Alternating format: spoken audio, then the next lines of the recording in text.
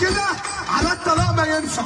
اشوفك عند الكعبه اللي معاك تليفون فيه فلاش وتشغل الفلاش، عايز تعرضها عرضها براحتك.